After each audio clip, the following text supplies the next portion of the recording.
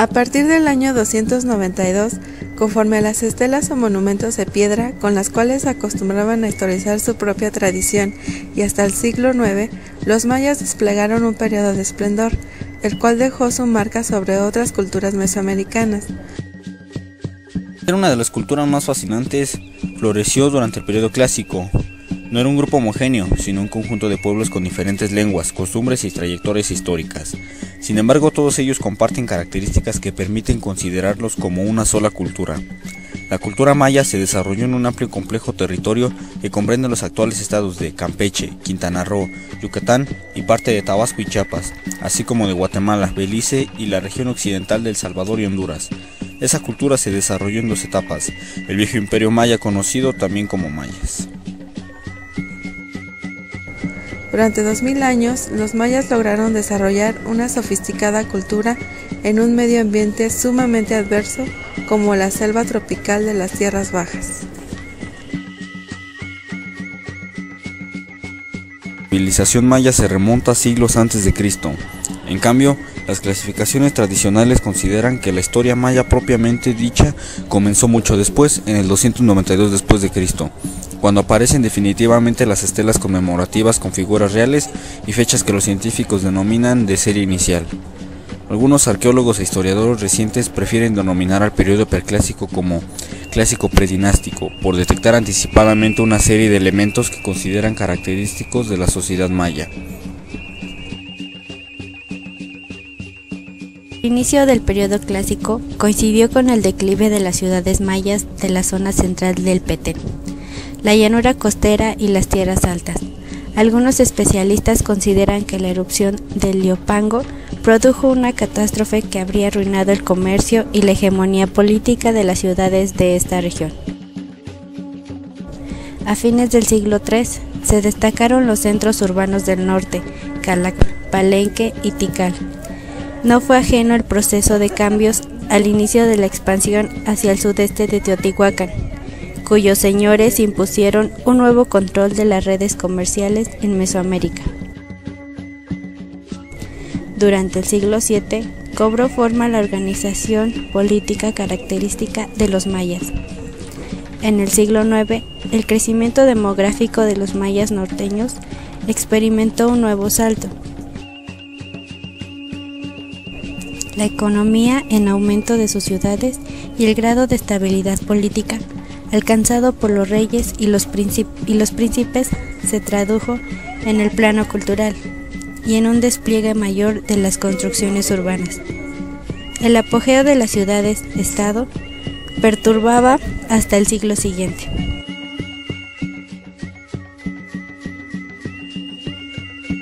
La vida de los mayas fue de base urbana, con un entorno campesino y agrícola. Alrededor de los monumentales edificios políticos y ceremoniales, los palacios y templos, con el frente de sus casas orientadas hacia los puntos cardinales, se ubicaban los barrios de los artesanos, los comerciantes y los agricultores. Se organizaba en clanes familiares cerrados. Cada clan estaba integrado por linajes de distinta jerarquía, según la distancia que los separaba del ancestro fundador, muchas veces impuesto a través de la violencia de ciertos grupos sobre otros. Los reyes divinos ocupaban la cúspide de la sociedad de castas, seguidos por los sacerdotes emparentados con ellos, los guerreros, los artesanos, los comerciantes y los campesinos. Peldaños más abajo, siempre al interior de las clases superiores, una diversidad de funcionarios cumplía con distintas funciones. Los Akuk Kabob controlaban el trabajo de los campesinos y las castas inferiores. Los Aholpop eran delegados políticos religiosos, responsables de organizar las ceremonias y la custodia de los instrumentos musicales. Los tupiles eran oficiales reales y jefes administrativos. Tenían a su cargo imponer el orden al interior de la ciudad. La selva imprimió por completo la percepción de la realidad. Los mayas creían que una energía biocósmica atravesaba a las personas, a los animales, a las plantas y a los seres inanimados, imprimiéndoles su razón de ser. Los mayas creían que el descomunal gasto que realizaban los dioses se reponía con la sangre humana de los sacrificios. El templo de los jaguares y de los guerreros en Chichén Itzá fueron ámbitos privilegiados para las prácticas de los sacrificios humanos.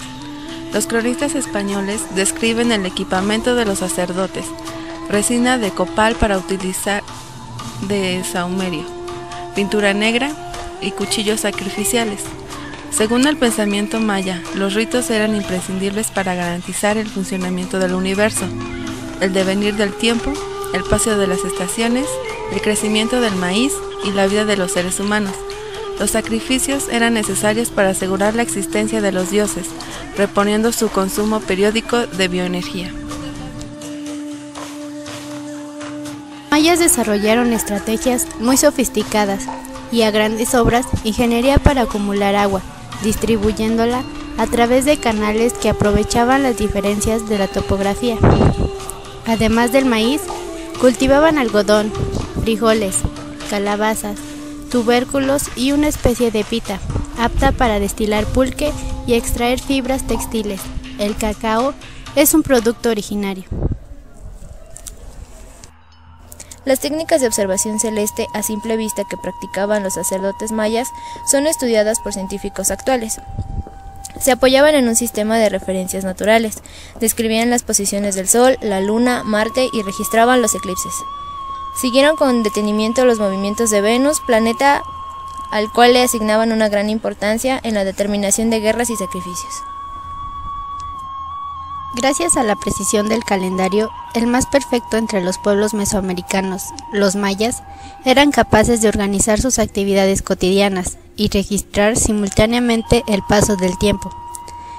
Historizados los acontecimientos políticos y religiosos que consideraban cruciales entre los mayas, un día cualquiera permanece a una cantidad mayor de cielos que en el calentamiento occidental.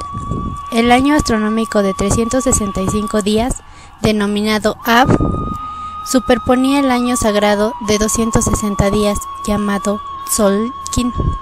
El último regía la vida de la gente inferior, las creencias religiosas y la organización de tareas agrícolas. El año Ab y el año Tzolk'in formaban cielos al estilo de nuestras décadas o siglos, pero contados de 20 en 20 o integrados por 52. Los glifos componían un complejo sistema de escritura y lenguaje gráfico, integrado por más de 700 signos, especiales para representar cualquier clase de pensamiento. Seguían un diseño altamente elaborado y debían ser realizados con exactitud. A partir del dibujo de un recuadro con los bordes redondeados, con elementos enclavados en el interior, acompañados por una serie de signos ubicados en el exterior. Atribuían poderes mágicos a sus dibujos y pictografías. Realizarlos era un modo de comprender el cosmos y la esencia de los seres vivos, inanimados e imaginarios. Escribieron sobre distintos soportes: piedra para los relatos dinásticos, papel para las profecías, la astronomía y el calendario. Usaron conchas marinas, cerámica para los relatos mitológicos, jade y madera, metal y hueso. El aporte clave de los matemáticos mayas fue la creación del número cero, un concepto abstracto que permaneció ausente durante siglos en otras culturas. Representaban el cero con una concha marina, usaban puntos o círculos del 1 al 4 y rayas que valían 5 hasta contar 19. Su sistema numérico era vigesimal y no decimal como el actual. Los científicos se preguntan si usarían los dedos de las manos y los pies para contar. Su pensamiento y forma de vida están expresados en las obras escritas después de la conquista, Chilam Balam y el Popol Vuh. El Popol Vuh, las antiguas historias del Quiché, es el libro sagrado de los indios quichés que habitaban en la zona de Guatemala. Se explicaba en él el origen del mundo y de los indios mayas. También se relataba la historia de todos los soberanos. El significado de los términos que conforman el nombre es Popol, palabra maya que significa reunión, comunidad, casa común, junta. Vuh, libros, papel, árbol de cuya corteza se hacía el papel.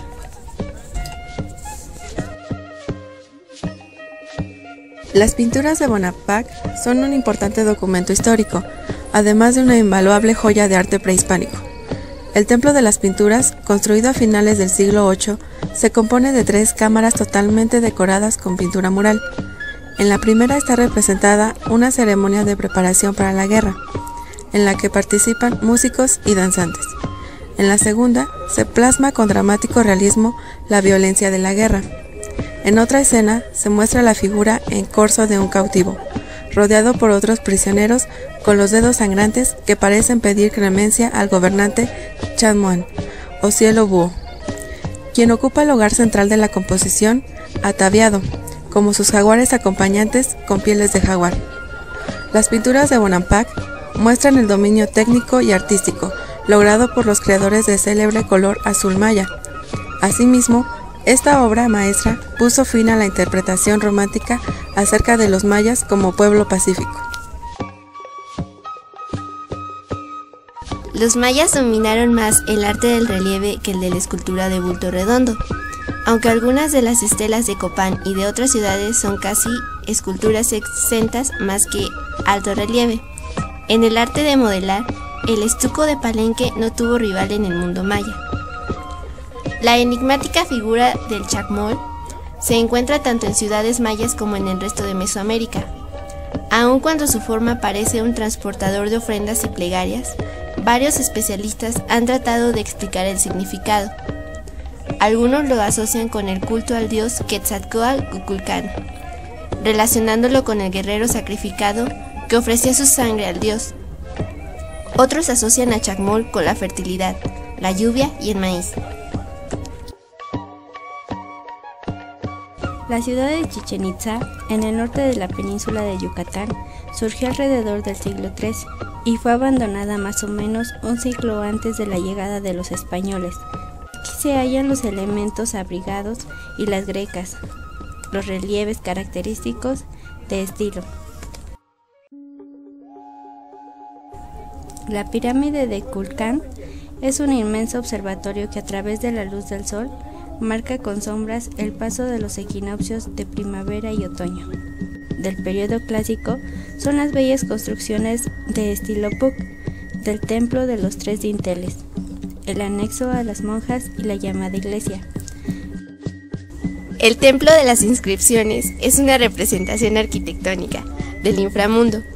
Está dividido en 9 estratos, de los cuales el más bajo es el Xibalba, sitio del dios de la muerte y de los espíritus de los difuntos. La ciudad de Palenque surge como una gran masa de piedra blanca entre el verdor intenso de la selva de Chiapas. La ciudad está organizada en torno a grandes plazas. En la de las Cruces destacan los templos del Sol, el de la Cruz y el de la Cruz Foliada. En ellos, esculpidos extraordinarios tableros que ofrecen una síntesis de sus ideas cosmogónicas y cosmológicas, así como inscripciones sobre la historia de Palenque.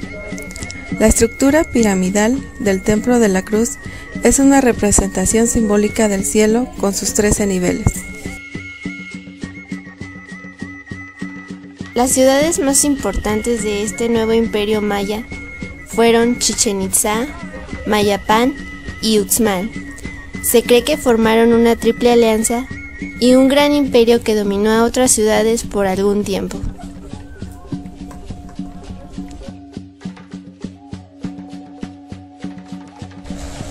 Al término de la alianza entre estas tres ciudades, Chichén Itzá, Mayapán y Uxmal, los mayas cayeron en decadencia y perdieron su poder. Esto facilitó la conquista española. Alrededor del año 900 después de Cristo, abandonaron sus ciudades por causas desconocidas, pues no se encuentran en ellas rasgos de violencia, invasores o guerras. Emigraron hacia el norte de la península de Yucatán, en donde iniciaron el segundo periodo de desarrollo. No ha sido posible descifrar toda la escritura maya de las estelas y de los códices.